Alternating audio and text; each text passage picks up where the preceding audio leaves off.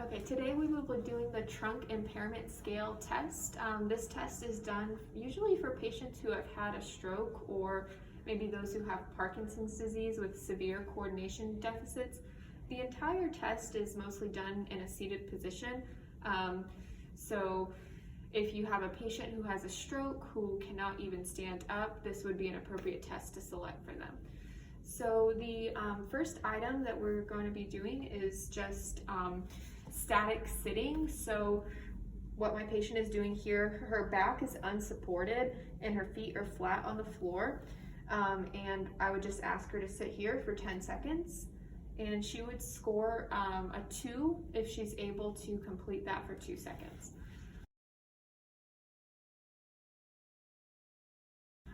Next, she's going to be sitting here again with her back unsupported. She's going to start with her feet flat on the floor.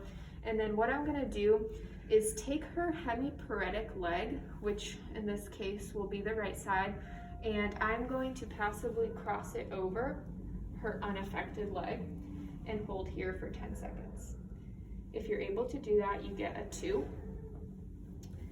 Then what I'm going to have you do is repeat that same motion with your hemiparetic leg crossing over the unaffected side, and I want you to do that a few times.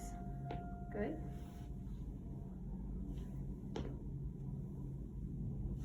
And for this, they would score a 3 if they're able to complete the motion without any trunk sway or deviations and without needing an arm to assist them.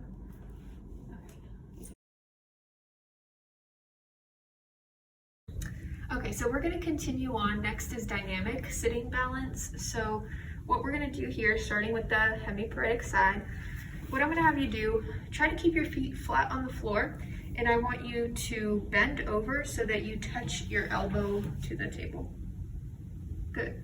So the scoring goes either 0 or 1, and if the patient is able to complete the movement, you grade it a 1. We're not looking for really the quality of movement here, we're just seeing if they can do it. But this time I'm going to have you repeat the same motion. Good. So that time I'm looking to see if, in this case, since we're on the hemiparetic side, we're looking to see if that side is shortening properly. And if she's able to shorten properly and lengthen up correctly on the opposite side, she gets a score of 1. Then we're going to repeat it one more time. Good. And this time we're looking for any compensations. So if the patient maybe had to lift a leg or lift the pelvis off to get the elbow to the table, or had any excessive trunk flexion or trunk extension to get there, but she did not have any compensation, so we would grade that a 1. Now we're going to do the same thing going the other way. So I want you to touch that elbow down to the table. Good. So again, just looking for if she can complete the movement, not necessarily judging the quality. She gets a grade 1 there. Then we're going to repeat it one more time. Good. Again, this time looking to see if the trunk is lengthening properly and shortening. And then that would be a grade 1. And once more. Good. And that time we're looking for any compensations on the hemiparetic side, any lifting or hip abduction or lifting of the pelvis to get the motion. So a grade 1 would be if she completed the motion, which she did. Next, we're going to lift the pelvis. So keeping your feet flat on the ground, we're going to start on your right side. So starting on the hemiparetic side, I'm just going to ask you to lift your pelvis. Good. So the first time she completes this motion, we're looking just to see if she can complete it. She would get a grade 1 here, and then we'd have the patient repeat that same thing. Good. And this time we're looking for any movement compensations. So if you do not see any compensations, that would be a grade 1. Now we're going to do the same thing on your left side. Good. Looking for completion of the motion, which would be a grade 1. And then we're going to repeat that once more. Good. And the second time around, looking to see if there are any compensations. And if there are none, she gets a grade 1.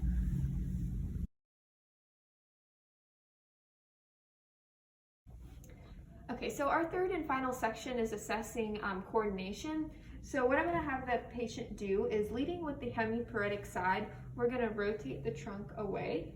Good, and we're going to do this 6 times, looking for symmetry of the movement. So this part is graded from 0, which would be if they are unable to do the motion, and 2, which would be symmetrical. So I'd give the patient a 2 here.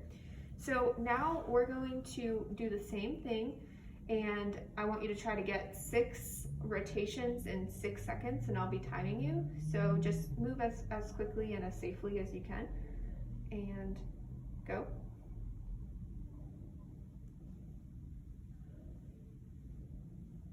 Stop.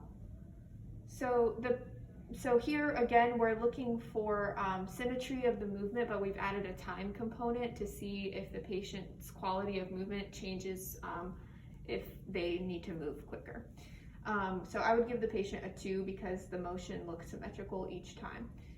And now for the last 2 items, we're going to be assessing the lower trunk rotation. So again, we're leading with the hemiparetic side. So this one is going to look like this. So you're going to keep your feet flat on the ground, and it's like you're going to shimmy your knees forward, and each one counts just as 1. So you'll do 3 on each side, but I want you to complete 6 total. Okay, go ahead.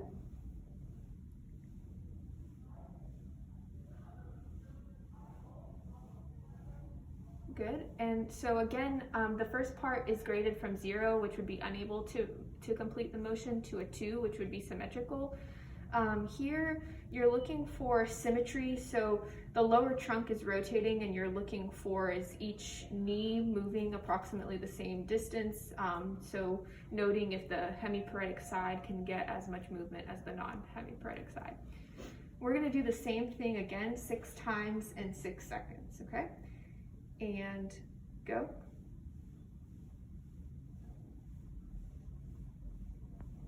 And stop.